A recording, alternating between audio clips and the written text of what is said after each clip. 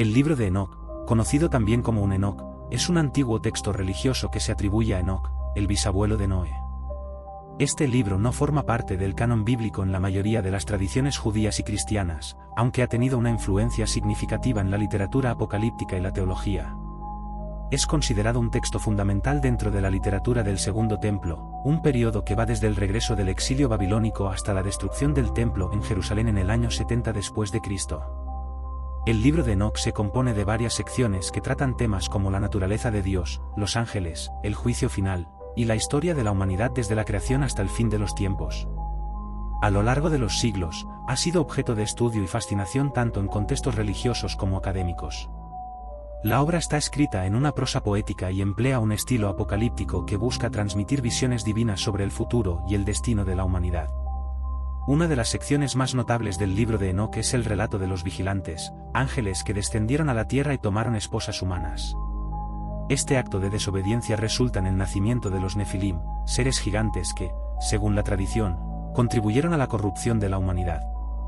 La historia de los vigilantes es una de las primeras menciones de la caída de ángeles en la literatura judía, un tema que ha influenciado profundamente la tradición cristiana posterior, incluyendo conceptos sobre la rebelión de Lucifer y la caída de Satanás.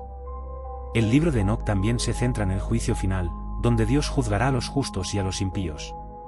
Este concepto de juicio es fundamental en la tradición apocalíptica, y Enoc presenta visiones detalladas de los castigos que enfrentarán aquellos que se desvían de la senda recta. En estas visiones, se describen tormentos y sufrimientos que esperan a los malvados, mientras que los justos disfrutarán de la paz y la compañía divina.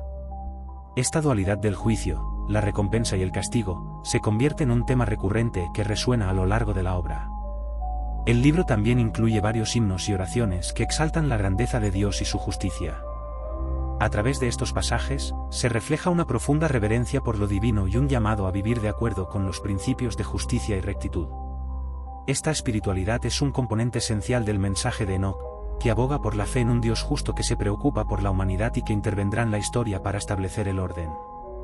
En el contexto de la influencia del libro de Enoc en el cristianismo, es interesante observar que varios pasajes del Nuevo Testamento presentan similitudes con este texto.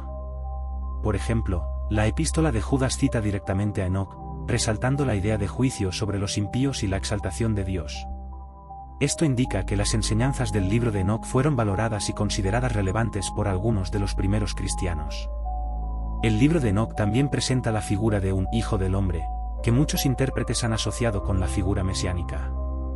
Este Hijo del Hombre es descrito como el encargado de llevar a cabo el juicio final y de establecer el reino de Dios. La conceptualización de esta figura ha influenciado las expectativas sobre el Mesías en el judaísmo y el cristianismo, destacando la esperanza de un futuro redentor que traería paz y justicia a la humanidad. A lo largo de los siglos, el libro de Enoc ha enfrentado críticas y controversias. La mayoría de las comunidades judías y cristianas no lo incluyen en sus cánones sagrados, considerándolo apócrifo o herético. Sin embargo, su estudio ha perdurado, especialmente en contextos académicos que buscan comprender mejor las raíces de la teología judía y cristiana. Las copias del libro se han encontrado en Qumrán, junto con otros textos que ilustran la diversidad de pensamiento en el judaísmo del Segundo Templo. A pesar de su estatus no canónico, el libro de Enoc ha tenido un impacto duradero en la literatura y la cultura popular.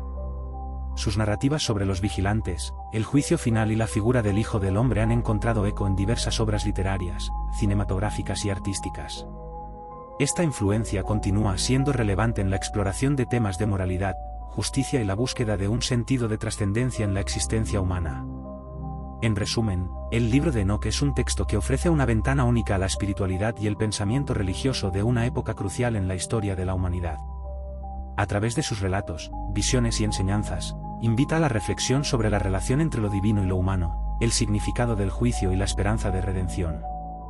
Aunque no sea considerado canónico por muchas tradiciones, su valor en la comprensión de la fe, la moralidad y la naturaleza de Dios es indiscutible, y su legado continúa inspirando a generaciones de creyentes y pensadores.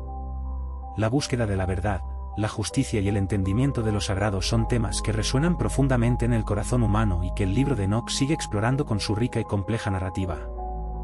La Última Cena es un evento de gran significado en la tradición cristiana, marcado por su simbolismo y su relevancia en la narrativa de la Pasión de Cristo. Se describe en los Evangelios como la última comida que Jesús compartió con sus discípulos antes de su crucifixión. Este evento no solo es fundamental para entender la historia de Jesús, sino que también establece la base para uno de los sacramentos más importantes en la fe cristiana, la Eucaristía. La escena se desarrolla en un contexto de tensión creciente, ya que Jesús sabe que su arresto y crucifixión están cerca. La última cena tiene lugar en Jerusalén durante la celebración de la Pascua judía, un tiempo que conmemora la liberación del pueblo de Israel de la esclavitud en Egipto. Este trasfondo es significativo, ya que Jesús reinterpreta la Pascua, vinculándola a su propia muerte y sacrificio. La cena se convierte así en un momento de revelación, donde se entrelazan la historia de la salvación y la promesa de un nuevo pacto. Durante la cena, Jesús toma pan y vino, elementos comunes en la mesa del antiguo Israel, y les da un nuevo significado. Al partir el pan, dice: «Esto es mi cuerpo, que por ustedes es dado, hagan esto en memoria de mí». Luego, toma la copa con vino y declara: «Esta copa es el nuevo pacto en mi sangre, que por ustedes se derrama». Estas palabras instituyen el sacramento de la Eucaristía, donde el pan y el vino se convierten en el cuerpo y la sangre de Cristo. Este acto de comunión invita a los creyentes a recordar el sacrificio de Jesús y a participar en una relación íntima con lo divino. El simbolismo de la última cena va más allá del acto de compartir alimentos. También representa la unidad y la comunidad entre Jesús y sus discípulos. En la mesa, se sientan los hombres que lo han acompañado en su ministerio, cada uno con sus propias historias y luchas. Entre ellos está Judas Iscariote, quien traicionará a Jesús esa misma noche. La presencia de Judas añade una capa de drama y traición a la cena, ya que Jesús lo identifica como su traidor, lo que resalta la complejidad de la naturaleza humana y la inevitabilidad del sacrificio que está por venir. La última cena también se considera un momento de enseñanza. Jesús habla sobre el servicio y la humildad, y se humilla al lavar los pies de sus discípulos, un acto reservado para los sirvientes.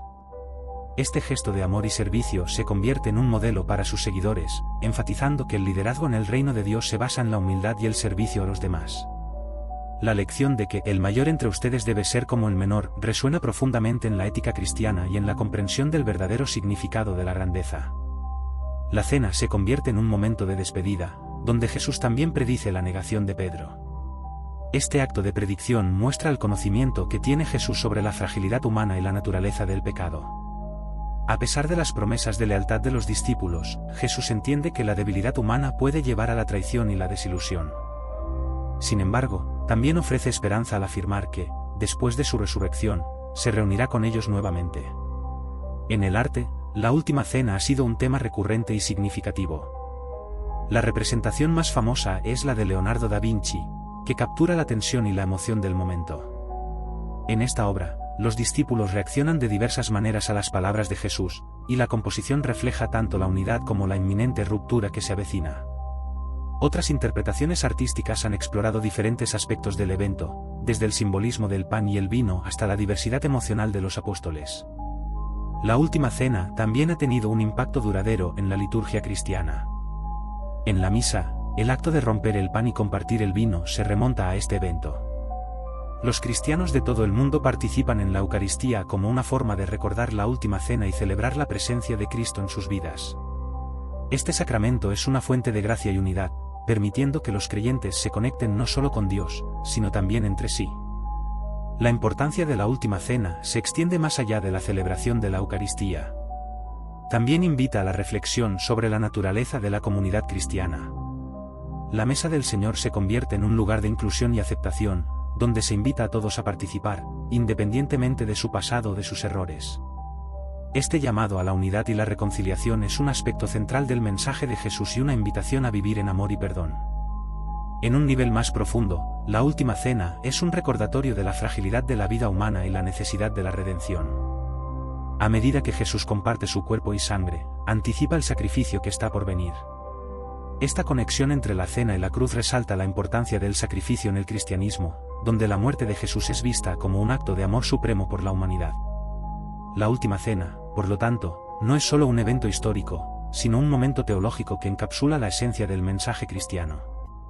Además, el relato de la última cena se encuentra en los 4 evangelios, aunque cada uno presenta su propia perspectiva. Esto refleja la diversidad de la experiencia cristiana y cómo diferentes comunidades han interpretado y vivido el mensaje de Jesús. A través de estos relatos, los cristianos son invitados a profundizar en su comprensión de la fe y a considerar cómo la Última Cena les habla en su propio contexto. El evento de la Última Cena también puede ser visto a la luz de la esperanza y la anticipación de la vida eterna.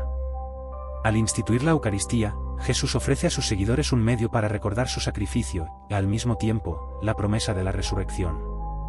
Esta conexión entre el sacrificio y la esperanza es fundamental para la fe cristiana, que sostiene que la muerte no es el final, sino el comienzo de una nueva vida en unión con Dios. Finalmente, la Última Cena invita a los creyentes a vivir en una constante actitud de agradecimiento y memoria. Al participar en la Eucaristía, los cristianos son llamados a recordar no solo el sacrificio de Cristo, sino también las lecciones de amor, humildad y servicio que se encuentran en este evento. Esta práctica de recordar se convierte en una parte integral de la vida cristiana, transformando la memoria en acción y llevando a los creyentes a vivir de manera que refleje la gracia y la verdad del mensaje de Jesús. En conclusión, la Última Cena es un evento central en la narrativa cristiana que encapsula temas de sacrificio, comunidad, servicio y esperanza. A través de sus rituales, enseñanzas y simbolismos, este momento invita a la reflexión sobre la vida y la fe, ofreciendo un camino hacia la unidad y la reconciliación con Dios y con los demás. A medida que los cristianos continúan recordando y celebrando la Última Cena, son llamados a vivir en la luz de su significado, comprometidos a seguir el ejemplo de amor y servicio que Jesús estableció para todos sus seguidores. Moisés es una de las figuras más importantes y reverenciadas en las tradiciones religiosas del judaísmo, el cristianismo y el islam. Su historia se narra principalmente en el libro del Éxodo, aunque también se menciona en otros libros de la Biblia. Desde su nacimiento hasta su muerte, la vida de Moisés está llena de eventos extraordinarios que no solo definieron su propia existencia, sino que también tuvieron un impacto profundo en la historia del pueblo de Israel, y por extensión, en la humanidad. La narrativa de Moisés comienza con su nacimiento en un tiempo de opresión para los israelitas en Egipto. Faraón, temiendo el crecimiento de la población hebrea, ordenó que todos los bebés varones hebreos fueran asesinados. Sin embargo, la madre de Moisés, para protegerlo, lo escondió durante 3 meses y luego lo colocó en una canasta en el río Nilo. Fue la hija de Faraón quien lo encontró y, sintiendo compasión por él, lo adoptó como su hijo. Este acto salvó a Moisés y le permitió crecer en la corte egipcia, donde recibió una educación privilegiada y se benefició del estatus de la familia real. A medida que crecía, Moisés fue testigo de la opresión sufrida por su pueblo. En un momento de ira, vio a un egipcio golpeando a un hebreo, y en un arrebato de justicia, mató al egipcio. Temiendo las repercusiones de su acto, Moisés huyó a la tierra de Madián, donde se convirtió en pastor. Allí se casó con Séfora, la hija de Yetro, el sacerdote de Madián, y vivió una vida de tranquilidad, lejos de la opresión de Egipto. La vida de Moisés dio un giro dramático cuando, mientras cuidaba de su rebaño, se encontró con una zarza ardiente en el monte Horeb. Dios le habló desde la zarza, revelándose a Moisés y dándole una misión divina: liberar a los israelitas de la esclavitud egipcia. Esta experiencia marcó el comienzo del llamado de Moisés como líder y profeta. Aunque Moisés dudaba de su capacidad para llevar a cabo esta tarea, Dios le otorgó señales y poderes para demostrar su autoridad y legitimidad ante el pueblo de Israel y ante Faraón. Moisés regresó a Egipto y se presentó ante Faraón, demandando la liberación de su pueblo. La negativa de Faraón llevó a una serie de plagas devastadoras, enviadas por Dios para demostrar su poder y forzar a Faraón a liberar a los israelitas. Las plagas incluyeron ríos de sangre, ranas, piojos, moscas, ganado muerto, llagas, granizo, langostas y oscuridad, culminando en la muerte de los primogénitos egipcios. Cada plaga no solo fue un castigo, sino también una demostración del poder de Dios frente a los dioses egipcios. Finalmente, después de la última plaga, Faraón cedió y permitió que los israelitas abandonaran Egipto. Sin embargo, una vez que se marcharon, cambió de opinión y decidió perseguirlos. Moisés, guiado por Dios, condujo a su pueblo a través del Mar Rojo. En un milagro extraordinario, las aguas se separaron, permitiendo que los israelitas cruzaran en seco. Cuando los egipcios intentaron seguir, las aguas regresaron, ahogando a los perseguidores y asegurando la libertad de los hebreos. Una vez libres, Moisés condujo a los israelitas hacia el monte Sinaí, donde recibirían la ley de Dios. En este monte, Moisés tuvo una experiencia transformadora al recibir las tablas de la ley, que contenían los 10 mandamientos, un conjunto fundamental de principios éticos y morales que debían guiar la vida de los israelitas.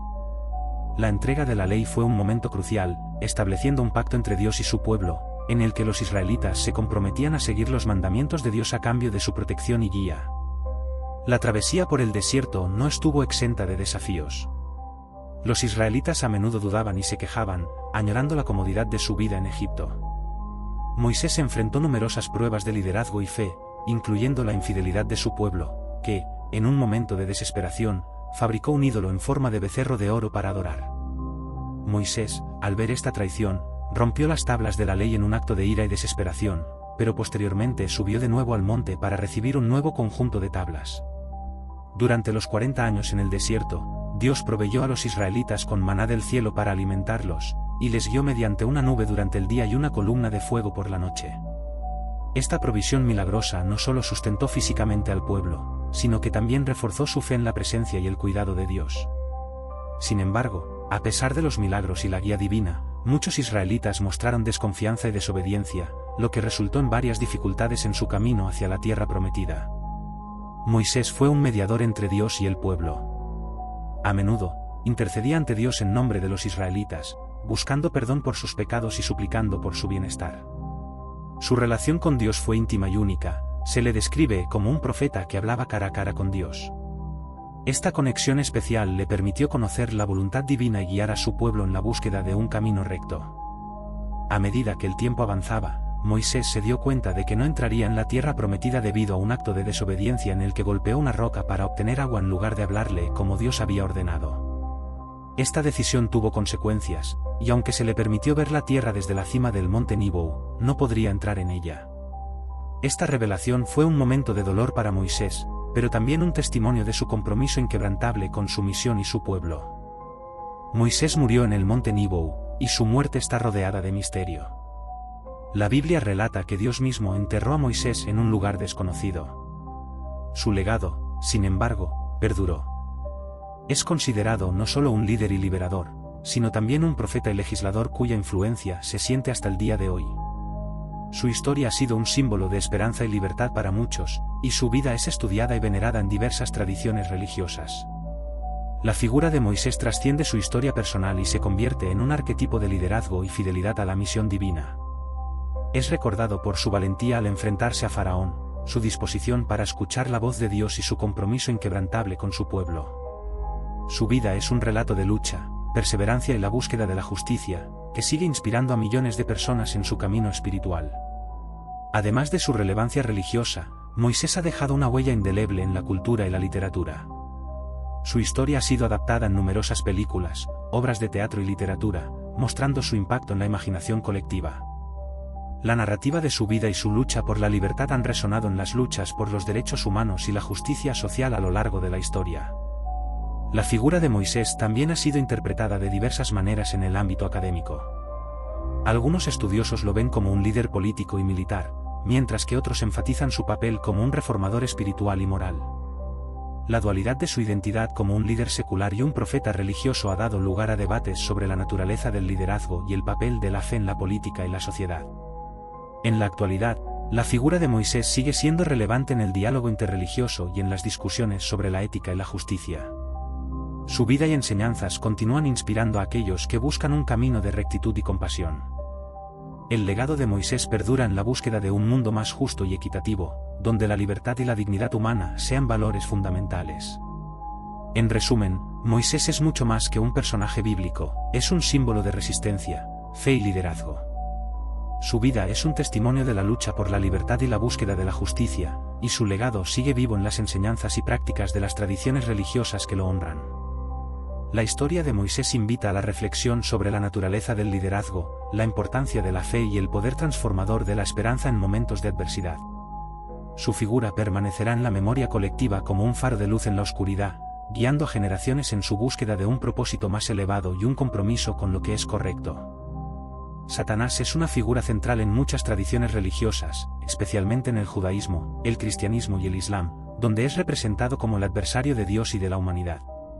Su figura ha evolucionado a lo largo de los siglos, adquiriendo diversos significados y características que han influenciado la comprensión del mal y la lucha espiritual en la vida de las personas. En las tradiciones abrahámicas, Satanás es comúnmente identificado como un ángel caído, que se rebeló contra Dios. En el judaísmo, La figura de Satanás no es tan prominente como en el cristianismo.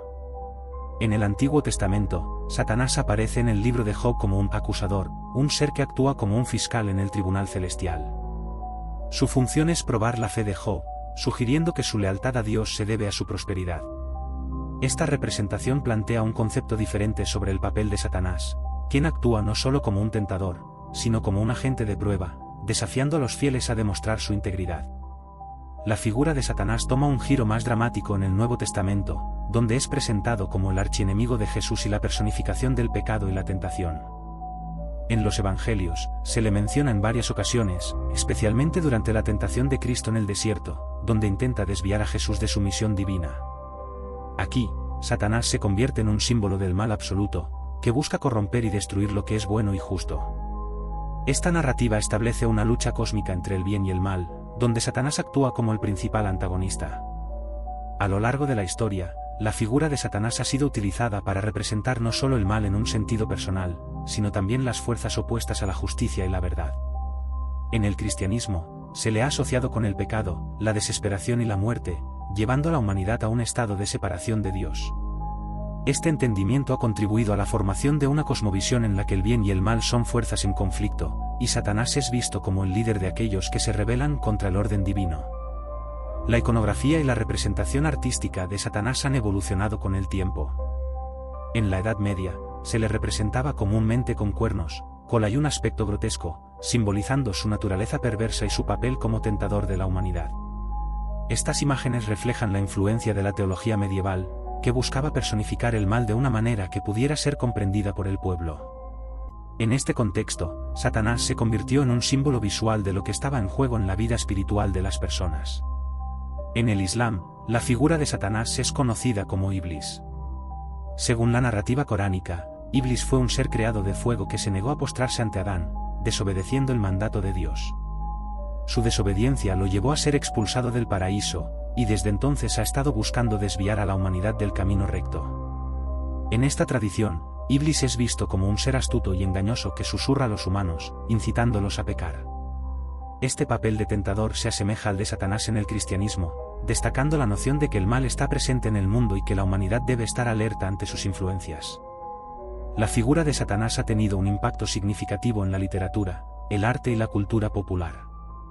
Desde obras clásicas como El paraíso perdido de John Milton, que explora la caída de Satanás y su rebelión contra Dios, hasta representaciones modernas en películas y series de televisión, la figura de Satanás continúa fascinando y aterrorizando a las audiencias. Estas representaciones reflejan el conflicto humano con el mal, la tentación y la lucha por la redención.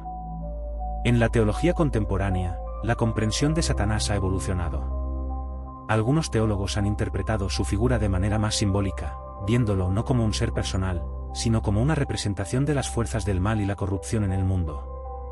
Esta perspectiva sugiere que el verdadero Satanás puede estar presente en las injusticias sociales, la opresión y la violencia que afectan a la humanidad. De esta manera, el concepto de Satanás se convierte en un llamado a la acción contra las fuerzas del mal que se manifiestan en la vida cotidiana.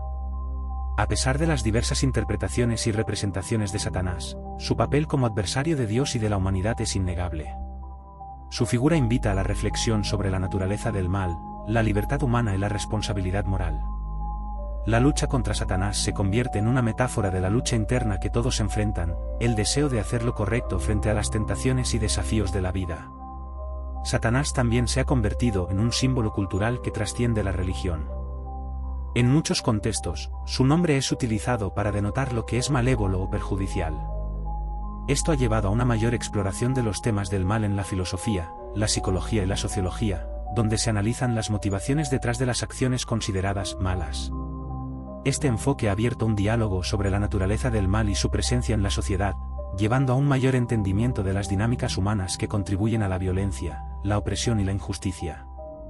En el ámbito de la espiritualidad, Satanás también es visto como un recordatorio de la necesidad de discernimiento y autoexamen. Los creyentes son alentados a estar atentos a las tentaciones que pueden desviarles de su camino espiritual. La lucha contra Satanás se convierte en un viaje personal de crecimiento y fortalecimiento de la fe, donde el reconocimiento de las propias debilidades y la búsqueda de la verdad son esenciales para superar las influencias negativas. En conclusión, Satanás es una figura compleja que abarca una amplia gama de significados y simbolismos a lo largo de la historia. Desde su representación como el acusador en el Antiguo Testamento hasta su papel como el adversario definitivo en el cristianismo, su figura sigue siendo relevante en la búsqueda de la humanidad por entender el bien y el mal. A través de su historia, Satanás no solo representa la tentación y el pecado, sino que también invita a la reflexión sobre la libertad, la responsabilidad y la lucha constante por la justicia y la redención en un mundo lleno de desafíos. La exploración de su figura invita a los creyentes y pensadores a enfrentarse a sus propios demonios y a buscar un camino de luz en medio de la oscuridad.